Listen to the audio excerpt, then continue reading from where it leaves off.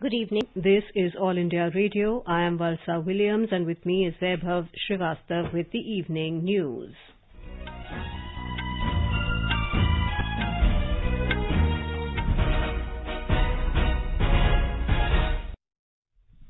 The headlines.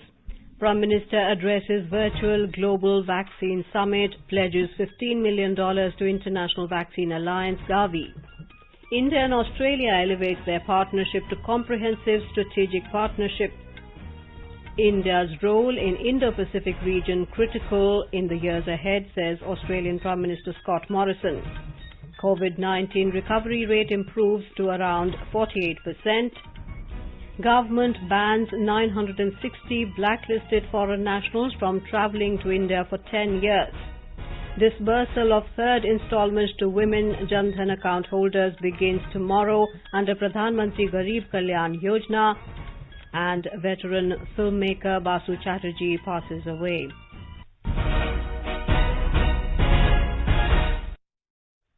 Prime Minister Narendra Modi today addressed the virtual global vaccine summit hosted by UK Prime Minister Boris Johnson, in which over 50 countries participated. India today pledged $15 million to Gavi, the International Vaccine Alliance.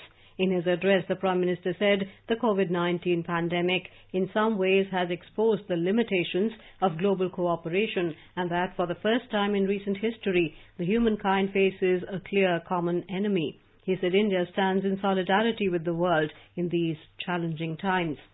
He said India's civilization teaches to see the world as one family, and that during this pandemic it had tried to live up to this teaching. He also said India did so by sharing the country's available stocks of medicines with over 120 countries, by forging a common response strategy in its immediate neighbourhood, and by providing specific support to countries that sought it, while also protecting India's own vast population. Referring to Gavi, Mr. Modi said it is not just a global alliance but also a symbol of global solidarity and a reminder of that by helping others, we can also help ourselves. The Prime Minister said India has a vast population and limited health facilities, and that it understands the importance of immunization. He added that one of the first programs launched by his government was Mission Indradhanush, which aims to ensure full vaccination of the country's children and pregnant women, including those in the remote parts of the vast nation. He also said in order to expand protection, India has added 6 new vaccines to its national immunization program.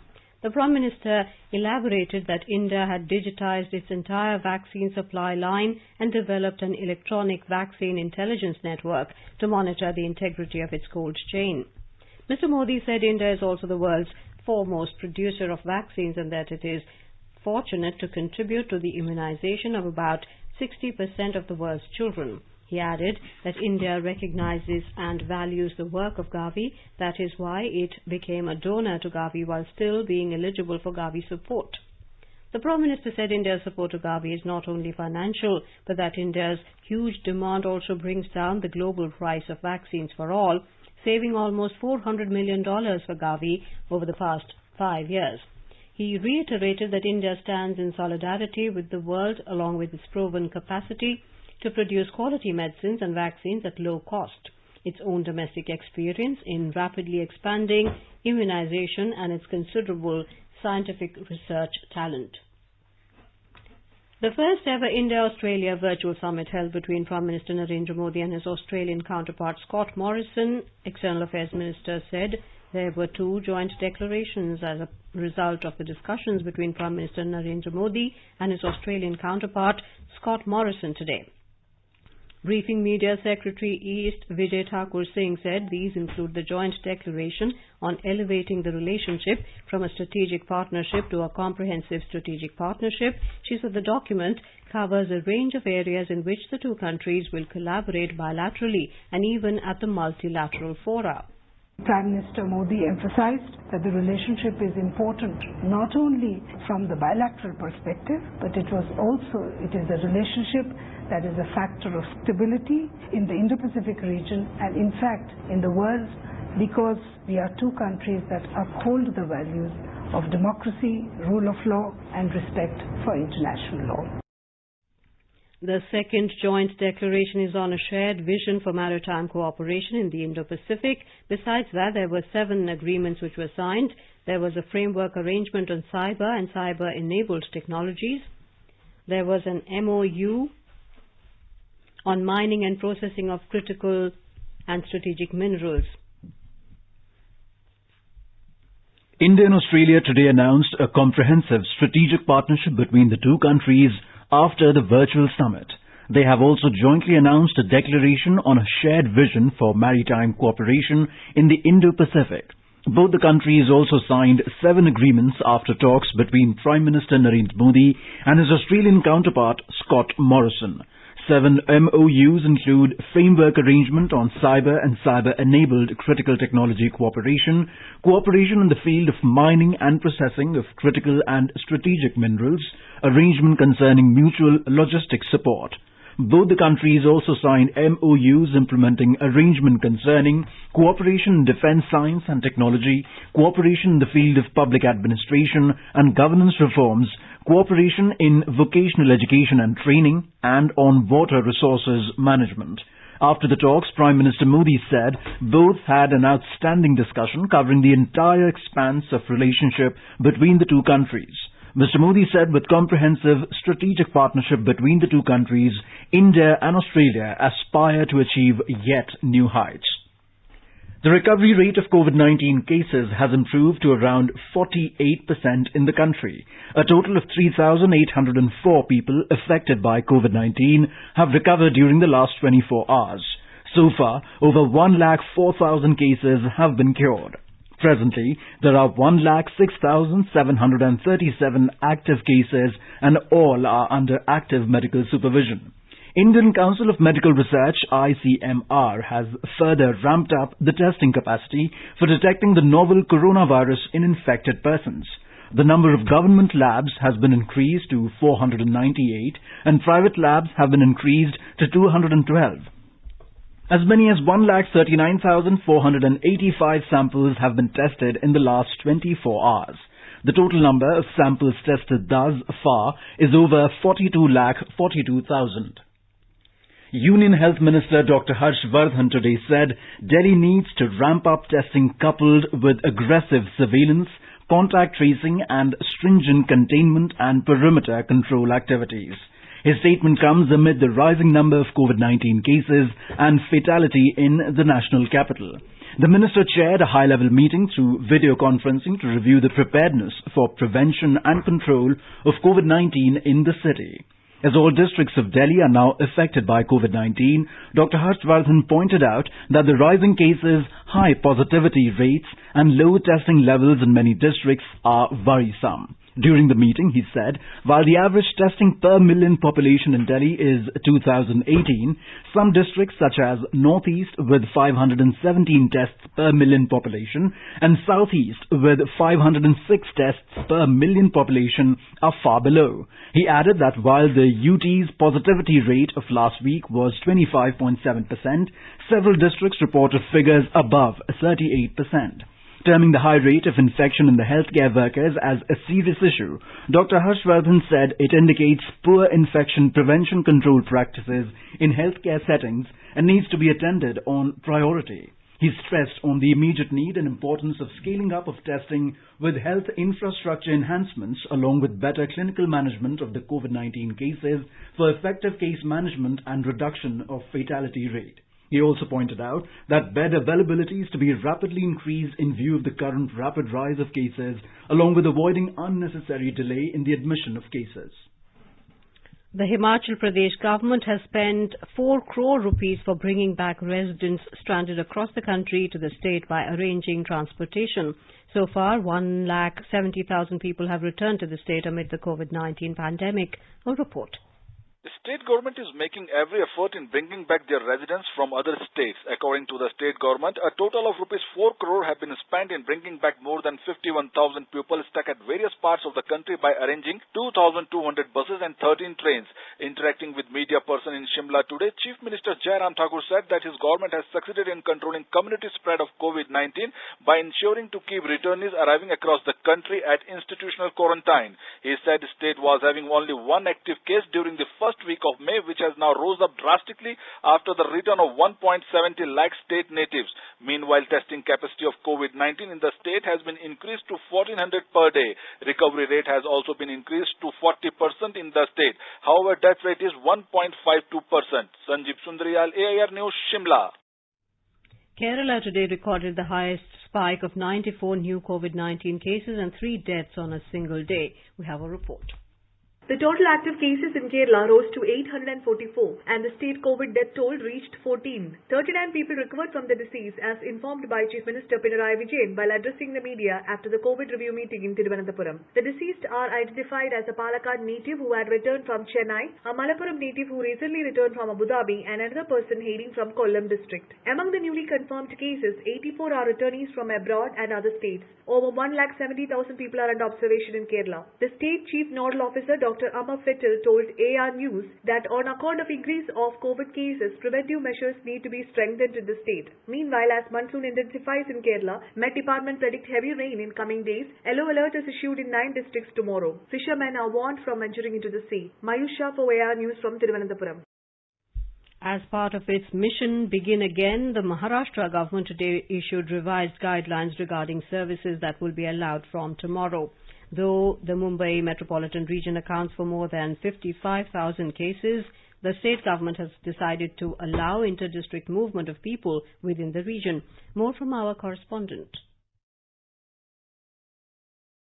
In its revised order, the Maharashtra government has allowed inter-district movement in the Mumbai metropolitan region, which includes Mumbai city, Mumbai suburban, Thane, Palghar and part of Raigad districts. Tomorrow onwards, all shops and marketplaces on one side of the road will be allowed to open, while shops on the other side will open on the next day. It adds that gardens, parks, gyms, be it closed or open air, will remain closed. Printing and home delivery of newspapers can begin from Sunday, while private offices can reopen next week with 10% staff. Offices and staff of educational institutions can operate for non-teaching purposes, which includes developing e-content, evaluation of answer sheets, and declaration of results. Local authorities have been instructed to ensure social distancing and hygiene norms are followed by all. Nisha Rani, AIR News, Mumbai.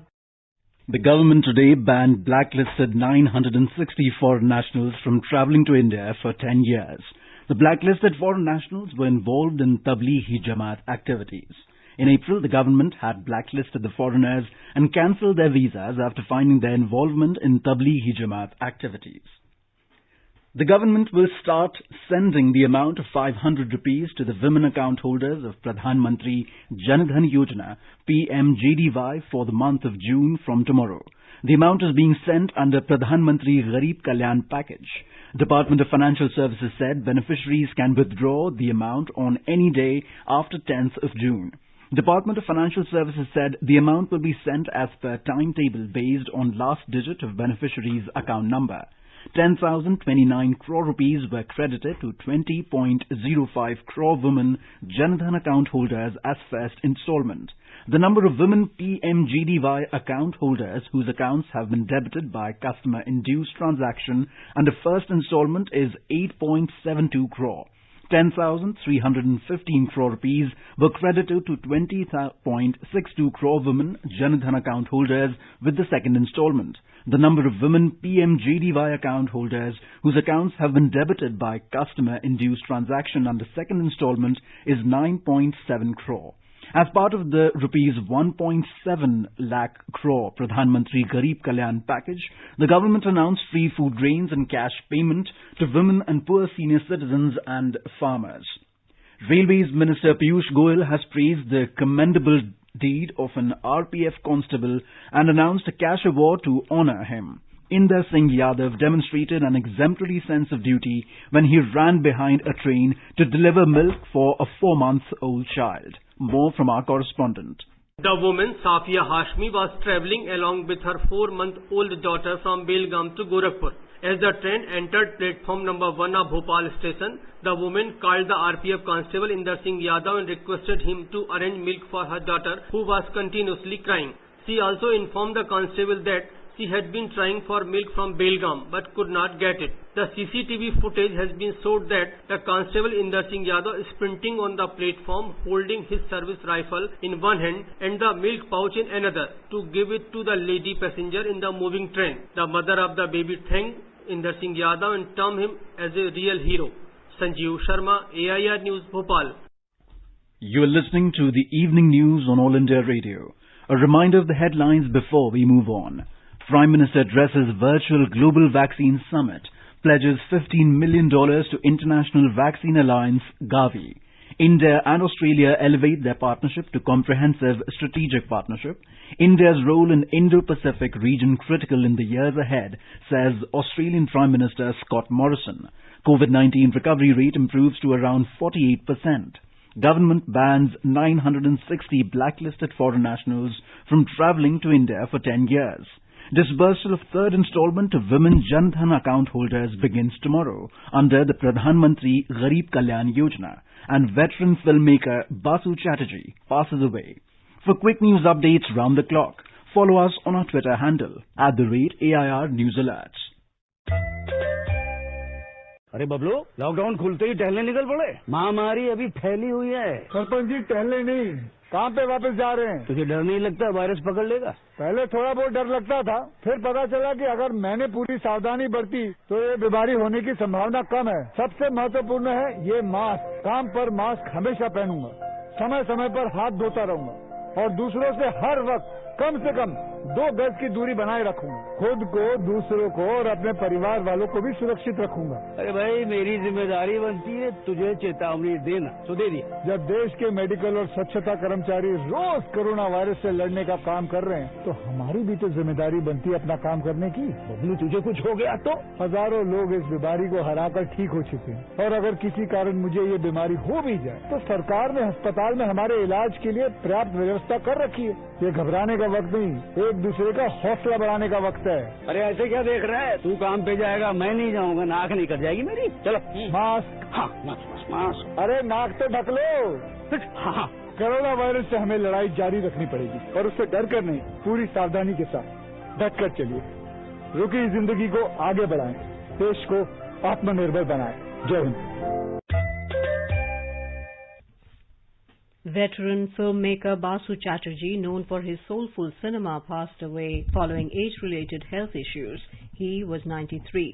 Chatterjee, who is survived by his daughters Sonali Bhattacharya and Rupali Guha, died in his sleep at his Santa Cruz residence this morning. The veteran filmmaker's cinema was progressive, unhurried, and a slice of everyday life. He preferred actors like Vidya Sinha, Amol Palekar and Zarina Wahab for his inspiring middle-class stories. Some of his best-known works are Us Par, Chitchor, Rajnigandha, Piya Ka Ghar, Khatta Meetha, Baaton Baaton Mein, Swami, Apne Par Aaye and Shauqeen. His work with Amitabh Bachchan in Manzil, Rajesh Khanna in Chakravyuh, Dev Anand and Tina Muneem in Manpasand has developed cult classic status over the years. In 1992, Basu Chatterjee won the National Film Award for Best Film on Family Welfare for Durga. Besides the very successful detective TV show Byomkesh Bakshi and the popular Rajni, the renowned filmmaker also directed numerous shows like Darpan and Ek Prem Katha for Doordarshan. Before filmmaking, Basu worked as an illustrator and cartoonist with the weekly tabloid Blitz for 18 long years. He ventured into the industry by assisting Basu Bhattacharya in the Raj Kapoor and Wahida Rahman starrer Teesri Kasam in 1966, which later won the National Film Award for Best Feature Film. Eventually, he made his directorial debut with Sara Akash in 1969, which won him the Filmfare Best Screenplay Award. President of the Indian Film and Television Directors Association, Ashok Pandit, said the last rites of the filmmaker were performed at the Santa Cruz Crematorium in the presence of close family members. President Ramnath Kovind, Vice President M. Venkaiah Naidu and Prime Minister Narendra Modi have expressed grief over the demise of Basu Chatterjee. The film fraternity, led by Amitabh Bachchan, also condoled the death of the director, who placed the middle class and its everyday joys and struggles at the center of his cinematic world. In our series, Experts Speak on All India Radio, we bring you the views of the leading medical experts on COVID-19. Dr. Anant Mohan, Head of Pulmonary Medicine, AIIMS, has advised people not to take medicine like hydroxychloroquine or anti-malarial without a prescription by a doctor.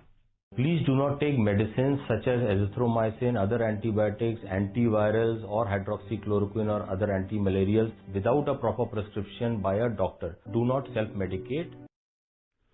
Jacinta Gunjal, Senior Nursing Officer, AIIMS, has stressed on the need to break the chain of infection. Social distancing is a non-pharmaceutical infection prevention and control intervention to break the chain of infection. In an effort to guard against fake news being circulated on various platforms, we bring you our segment on fact-checking and myth-busters. A widely circulated video on social media claims that COVID-19 is a bacteria which can be treated with aspirin. Government has clarified that coronavirus is a virus and there is no specific medicinal cure available yet. Air India will open bookings from 5 p.m. tomorrow for 75 additional flights to destinations in US and Canada, including New York, Newark, Chicago, Washington, San Francisco, Vancouver and Toronto under the third phase of Vande Bharat mission. Civil Aviation Minister Hardeep Singh Puri said the flights will operate between the 9th and 30th of this month. He said those who wish to travel to the US and Canada and fulfill required entry conditions can book themselves on these outbound flights. The minister said some foreign airlines have already carried out evacuation flights and are planning to operate more flights. He said these flights will also take foreign nationals. Indians continue to return home on Vande Bharat flights from different parts of the world. Yesterday, 2,716 people returned from Dubai, Abu Dhabi, Doha, Muscat, Moscow, Jeddah and Kiev.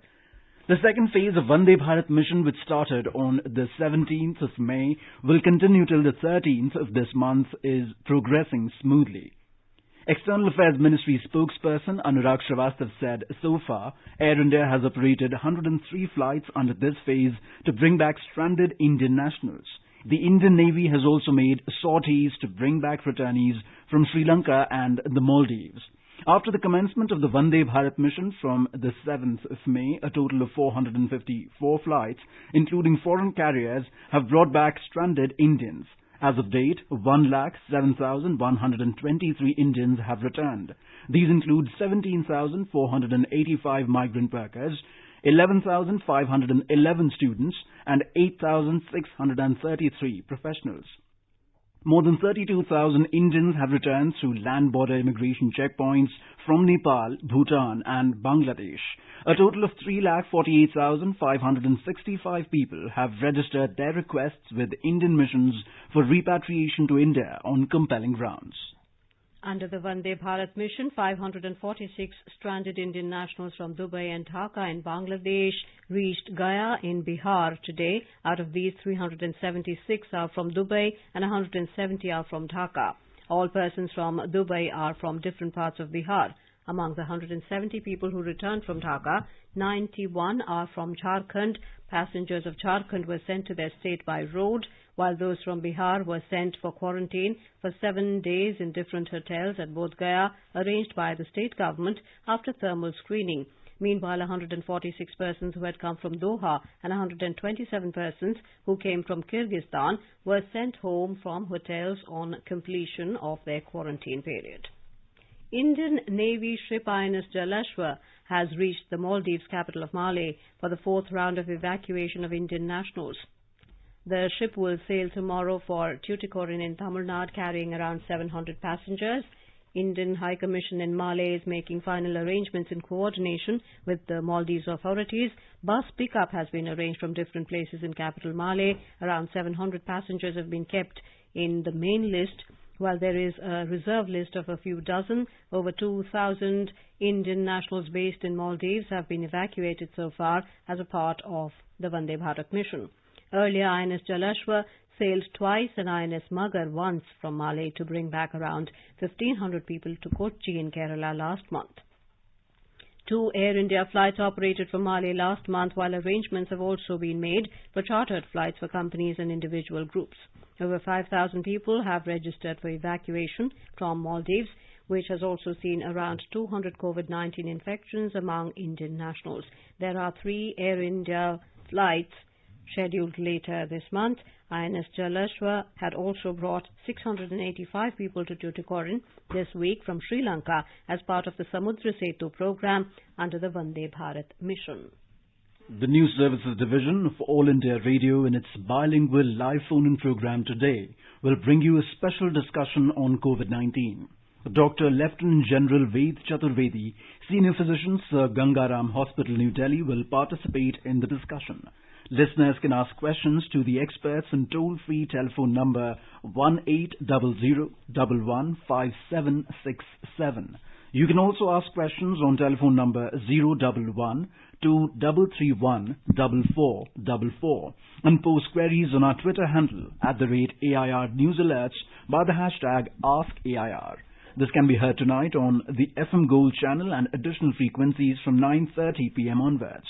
This program will also be available on our website newsonair.com and on our official YouTube channel News on Air Official. You can also follow us on the News on Air app for updates. In Gujarat, all the prominent temples including Somnath and Dwarka are all set to reopen for devotees from 8th of this month. Our correspondent reports that special arrangements have been made at the temples to contain the spread of COVID-19. A report.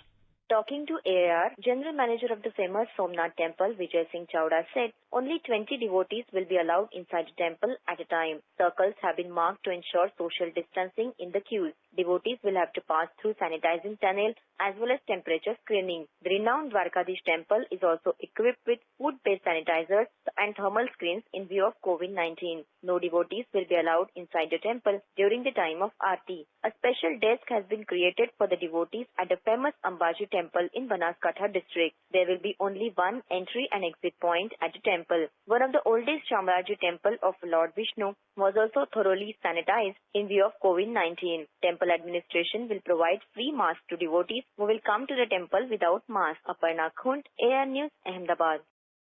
At a time when the frontline workers across the country are fighting the war against novel coronavirus, in Arunachal Pradesh, a school teacher is rendering voluntary service to contain the viral infection. Our correspondent has filed this report. John Panyang, a secondary school teacher at Ruksin in East Siang district, has set up a temporary screening center at the entry point of Ngolung Ralung village near Assam-Arunachal border. Mr. Panyang has built the screening center in a temporary hut using transparent polythene and bamboo and is equipped with a thermal screening machine, face mask, hand gloves and alcohol sanitizer. The school teacher said that he got training on screening techniques from government doctors who are also encouraging the initiative. He said in case of any high body temperature detected, the person is referred to Ruksin Community Health Center, first referral unit for medical support. Mr. Panyang has voluntarily contributed his salary for purchasing medical equipment and other construction materials for welfare of his village.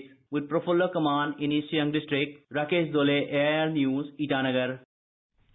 Now let us take a look at the weather forecast for tomorrow. The national capital Delhi will witness minimum temperature of 24 degrees Celsius and maximum 34 degrees Celsius with generally cloudy sky with light rain. Kolkata will experience partly cloudy sky with possibility of moderate rain or thunderstorm. Minimum temperature in the metropolis will be 27 degrees Celsius, while maximum will be around 36 degrees. Mumbai will also witness partly cloudy sky with 1 or 2 spells of rain or thunder showers. Minimum and maximum will be 26 degrees and 31 degrees respectively. In the south, Chennai will see a generally cloudy sky. Onto the north, in the Union Territory of Jammu and Kashmir, minimum temperature will be 23 degrees, maximum 36 degrees. Srinagar, minimum temperature will be 12 degrees, while maximum will be around 26 degrees. Gilgit temperature will hover between 16 and 32 degrees Celsius with partly cloudy sky. Muzaffarabad, the sky will be partly cloudy with possibility of rain or thunderstorm or dust storm. And now, before we end the bulletin, the headlines once again. Prime Minister addresses virtual global vaccine summit, pledges $15 million to International Vaccine Alliance Gavi. India and Australia elevate their partnership to comprehensive strategic partnership. India's role in Indo-Pacific region critical in the years ahead, says Australian Prime Minister Scott Morrison. COVID-19 recovery rate improves to around 48%. Government bans 960 blacklisted foreign nationals from travelling to India for 10 years. Disbursal of third installment to women Jan Dhan account holders begins tomorrow under Pradhan Mantri Garib Kalyan Yojana, and veteran filmmaker Basu Chatterjee passes away. With that, we end the evening news. Good night.